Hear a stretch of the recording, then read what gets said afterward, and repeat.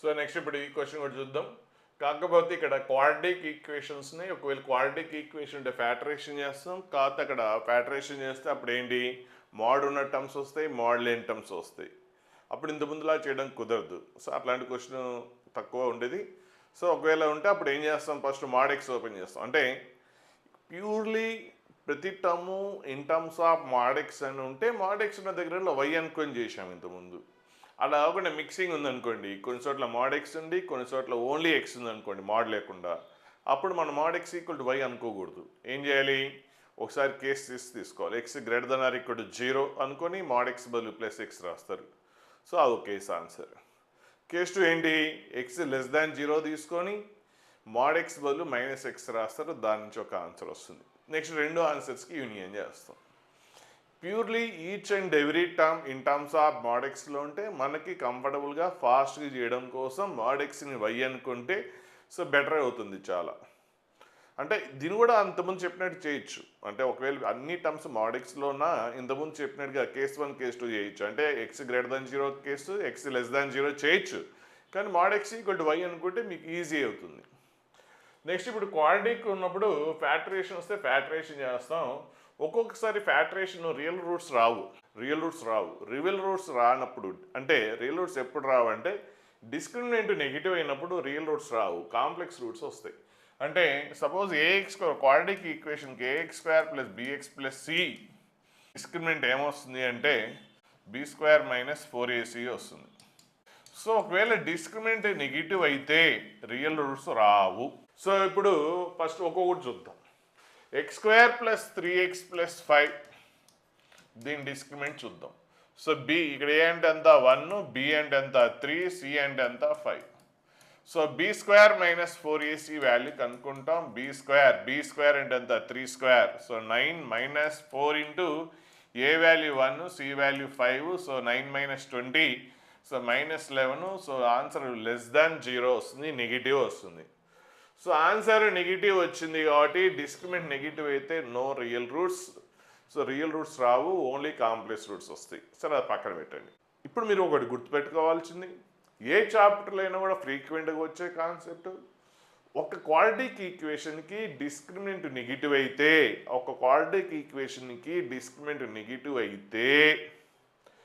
ఆ quadratic ఈక్వేషన్లో X coefficient చూస్తాం. ఇప్పుడు డిస్క్రిమినెంట్ నెగిటివ్ అయితే ఎక్స్ స్క్వేర్ కోఎఫిషియంట్ చూస్తాం. ఇది పాజిటివ్ అయితే ఇది కూడా ఈ ఎక్స్ప్రెషన్ కూడా కంప్లీట్గా పాజిటివ్ అవుతుంది. For all x belongs to R.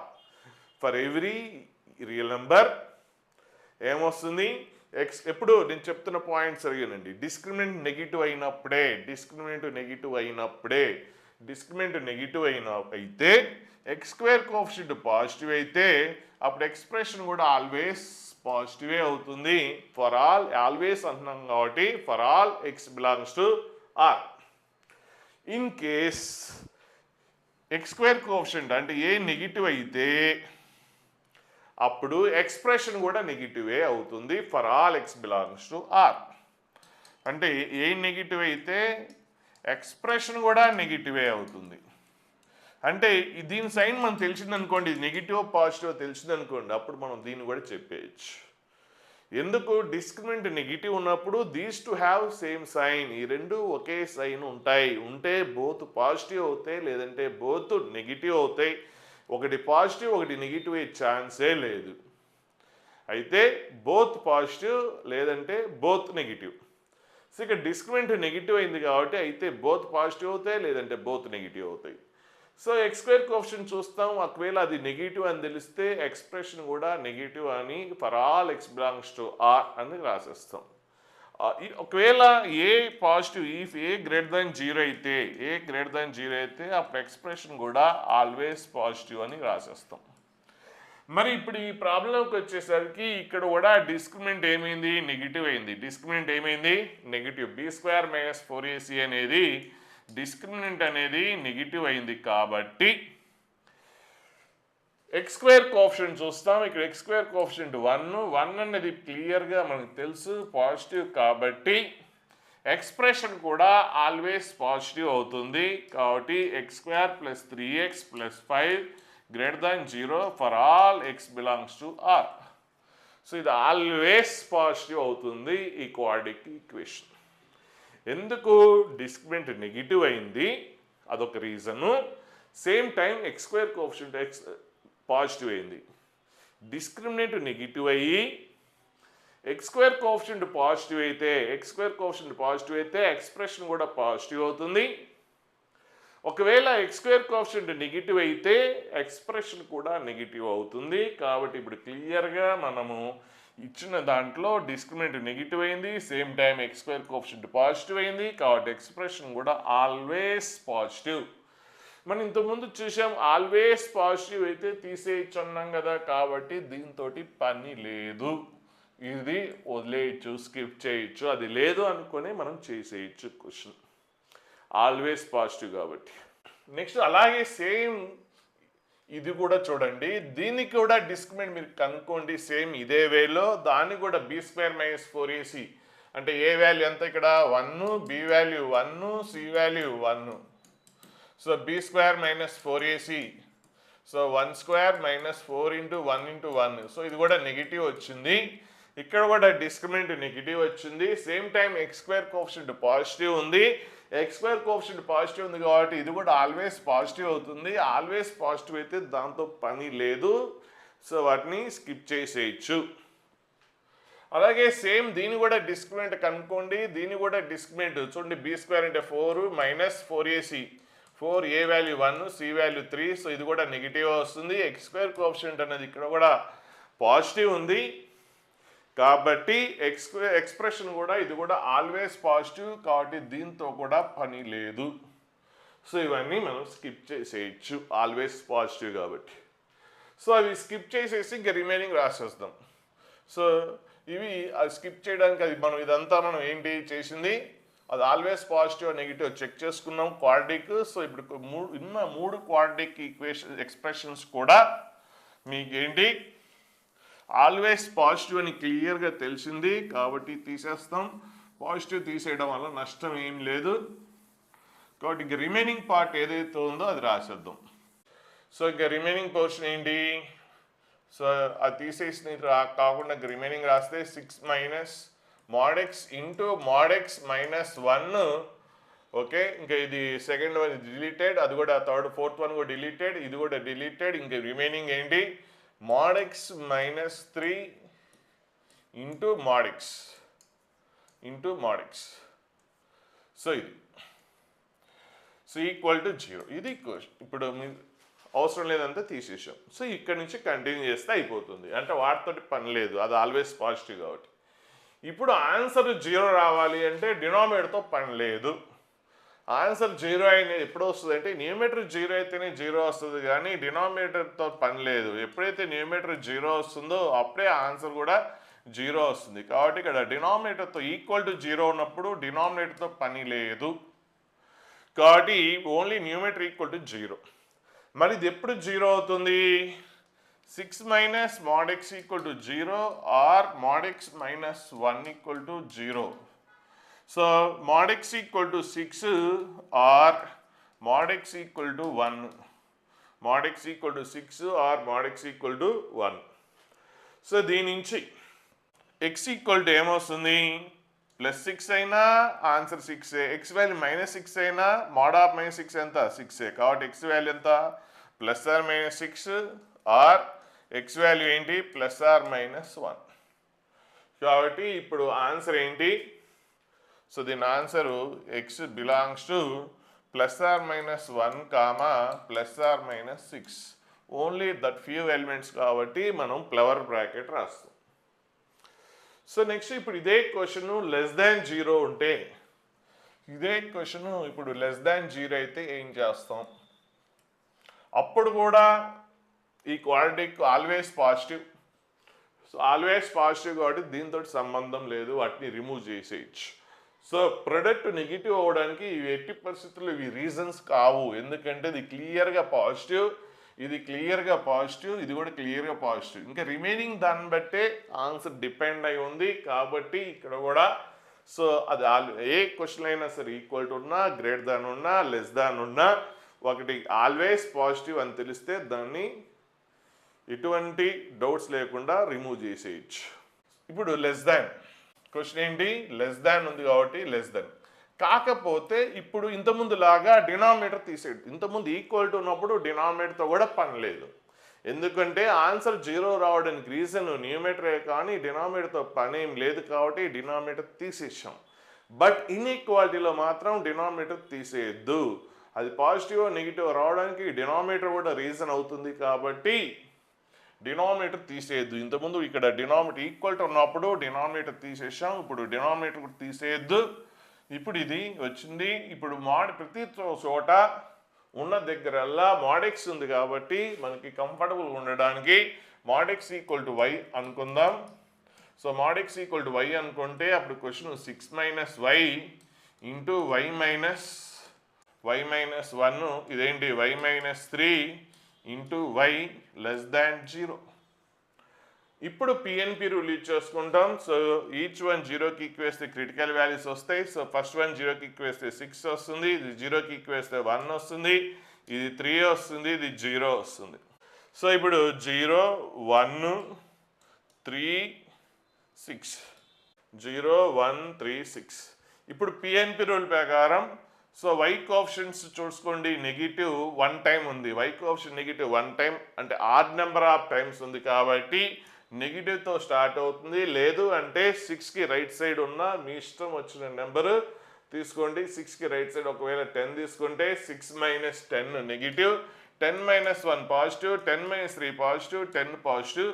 So ఓవరాల్గా ఒకే ఒక నెగిటివ్ ఉంది కాబట్టి ప్రొడక్ట్ ఏమవుతుంది, నెగిటివ్ అవుతుంది. కాబట్టి నెగిటివ్తో స్టార్ట్ అవుతుంది. నెక్స్ట్ ఎక్కడ కూడా పవర్స్ లేవు కాబట్టి సైన్ అనేది ఆల్టర్నేట్గా మారిపోతుంది. ఇప్పుడు లెస్ దాన్ 0 కాబట్టి మనం కలెక్ట్ చేయాల్సింది ఏంటి, నెగిటివ్ ఏరియా కలెక్ట్ చేయాలి. కాబట్టి ఇప్పుడు నెగిటివ్ ఏరియాని కలెక్ట్ చేద్దాం. So y belongs to, so ఎక్కడ కూడా క్రిటికల్ వాల్యూస్ కన్సిడర్ చేయాల్సిన అవసరం లేదు. ఇక్కడ క్వశ్చన్లో ఇది జాగ్రత్తగా ఉండాలి. లెస్ దాన్ గ్రేటర్ దాన్ ఉన్నప్పుడు క్రిటికల్ వాల్యూతో పని లేదు, కానీ greater than or equal to కానీ less than or equal to కానీ ఉన్నప్పుడు క్రిటికల్ వాల్యూస్ని కూడా కన్సిడర్ చేయాలి. కానీ డినామినేటర్స్ ఉన్న క్రిటికల్ వాల్యూస్ మాత్రం తీసుకోకూడదు. కాబట్టి ఇప్పుడు ఏంటి negative area. So negative area అంటే ఏంటి, 0కి లెఫ్ట్ సైడ్. సో 0కి లెఫ్ట్ సైడ్ అంటే ఏంటి, -∞ to 0. సో క్రిటికల్ వాల్యూస్ ఎక్కడా తీసుకోవట్లేదు ఎందుకంటే r ఈక్వల్ టు లేదు కాబట్టి. నెక్స్ట్ నెగిటివ్ ఏరియా ఎక్కడ 1 to 3 యూనియన్ 1 to 3. నెక్స్ట్ మళ్ళీ నెగిటివ్ ఏరియా ఏంటి 6 to ∞ యూనియన్ 6 to ∞. సో ఇప్పుడు y అంటే ఏంటి, mod x. So mod x is belongs to -∞, 0 union 1, 3 union 6, ∞. ఇప్పుడు mod x అనేది ఇది, కానీ ఇది చూస్తే 0కి లెఫ్ట్ సైడ్ అంటే కంప్లీట్లీ నెగిటివ్. mod x అనేది నెగిటివ్ అయ్యే ఛాన్సే లేదు కాబట్టి ఇది కంప్లీట్గా నెగిటివ్. అసలు నెగిటివ్కి పాసిబిలిటీ లేనప్పుడు ఇంకా దాంతో పని లేదు, దాన్ని స్కిప్ చేసేయచ్చు. ఇప్పుడు mod x అనేది ఏమవుతుంది అంటే 1, 3 అవుతుంది యూనియన్ 6 to ∞. ఇప్పుడు mod ఓపెన్ చేస్తే x బిలాంగ్స్ టు, ఇదే ఆన్సర్ రాస్తాం 1 to 3 యూనియన్ 6 to ∞. కానీ దానికి నెగిటివ్ కూడా తీసుకుంటాం. నెగిటివ్ కూడా తీసుకున్నప్పుడు ఆర్డర్ రివర్స్ అవుతుంది. సో కాబట్టి right side the left side వస్తుంది -∞, left side the right side వస్తుంది -6 యూనియన్. సో ఇది కూడా right side the left side వస్తుంది -3, next left side the right side వస్తుంది -1. సో ఇది answer. So x belongs to, ఇప్పుడు లెస్ దాన్ 0 ఉన్నప్పుడు ఇది ఆన్సర్. ఒకవేళ ఇదే క్వశ్చన్ r ఈక్వల్ టు ఉంటే అప్పుడు ఇక్కడ కూడా r ఈక్వల్ టు వస్తుంది, ఇక్కడ కూడా r ఈక్వల్ టు వస్తుంది. అప్పుడు క్రిటికల్ వాల్యూస్ కూడా తీసుకోవాలి, కానీ డినామినేటర్ నుంచి వచ్చిన క్రిటికల్ వాల్యూస్ తీసుకోకూడదు కాబట్టి 3 తీసుకోం. 0 కూడా డినామినేటర్ నుంచి వచ్చిన క్రిటికల్ వాల్యూ అవి తీసుకోం. ఇంకా రిమైనింగ్ క్రిటికల్ వాల్యూస్ దగ్గర మాత్రం తీసుకుంటాం కాబట్టి రిమైనింగ్ క్రిటికల్ వాల్యూస్ దగ్గర క్లోజ్డ్ బ్రాకెట్ రాస్తాం. కాబట్టి 1 దగ్గర క్లోజ్డ్ బ్రాకెట్ వస్తుంది, 3 దగ్గర ఓపెనే, మళ్ళీ 6 దగ్గర క్లోజ్డ్ బ్రాకెట్ వస్తుంది. సో 3 దగ్గర 0 దగ్గర డిలీటెడ్ కాబట్టి అక్కడ ఓపెన్ బ్రాకెటే వస్తుంది. కాబట్టి అప్పుడు ఇక్కడ కూడా 1 దగ్గర ఏంటి క్లోజ్డ్ బ్రాకెట్, 6 దగ్గర కూడా క్లోజ్డ్ బ్రాకెట్. తర్వాత ఇది ప్యూర్లీ నెగిటివ్ అనేది ఇక్కడ కూడా పాసిబిలిటీ లేదు, సో దాన్ని స్కిప్ చేసేస్తాం. నెక్స్ట్ 1 దగ్గర ఏంటి క్లోజ్డ్, నెక్స్ట్ 6 దగ్గర కూడా క్లోజ్డ్ బ్రాకెట్. సో 6 దగ్గర కూడా క్లోజ్డ్ బ్రాకెట్. సో నెక్స్ట్ ఇక్కడ కూడా అంతే సేమ్ 1 దగ్గర క్లోజ్డ్ బ్రాకెట్ కాబట్టి సో 1 దగ్గర క్లోజ్డ్ బ్రాకెట్. నెక్స్ట్ -1 దగ్గర కూడా క్లోజ్డ్ బ్రాకెట్. నెక్స్ట్ 6 దగ్గర క్లోజ్డ్ బ్రాకెట్ అయితే 6 దగ్గర క్లోజ్డ్ బ్రాకెట్, -6 దగ్గర కూడా క్లోజ్డ్ బ్రాకెట్, -6 దగ్గర కూడా క్లోజ్డ్ బ్రాకెట్. సో ఇది ఆన్సర్. రిమైనింగ్ వాటి దగ్గర మాత్రం ఇక్కడ కలర్ లేని వాటి దగ్గర అంటే -3 దగ్గర ఓపెన్ బ్రాకెట్, +3 దగ్గర కూడా ఓపెన్ బ్రాకెట్, 0 దగ్గర 0 అనేది అసలు లేనే లేదు, అది రిమూవ్ వెళ్ళిపోయింది అది, కాబట్టి అది అవసరం లేదు. సో ఇది ఆన్సర్. <0 అయిపోయింది, <0 కూడా చేసాం. నెక్స్ట్ ఇప్పుడు ఇదే క్వశ్చన్ <0. ఇదే క్వశ్చన్ <0 అయితే ఏంటి?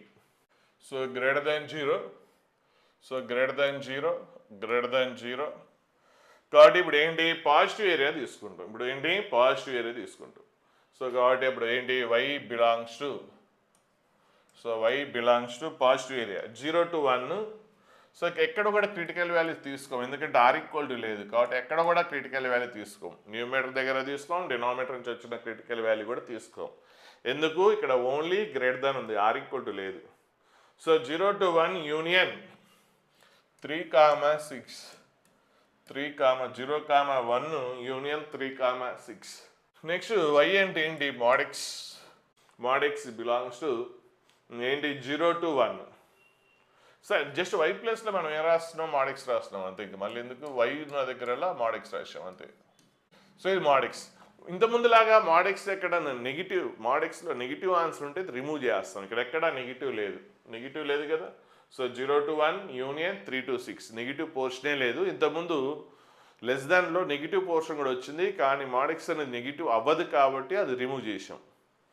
ఇక్కడ ఏది రిమూవ్ చేయాల్సిన అవసరం లేదు. ఇప్పుడు mod ఓపెన్ చేసేస్తే అప్పుడు x బిలాంగ్స్ టు, ఇదే ఆన్సర్ వస్తుంది.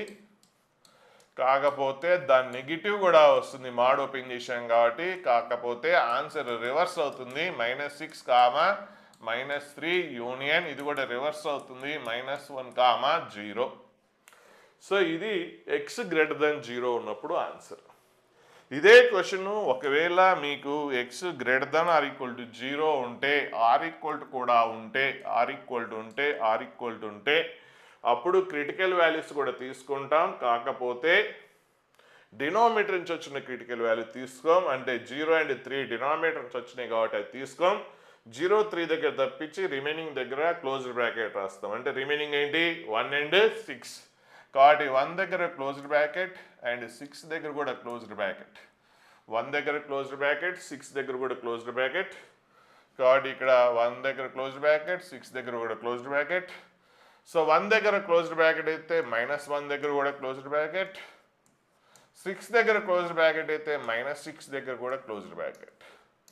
సో ఇది < 0 ఉన్న ప్రాబ్లం.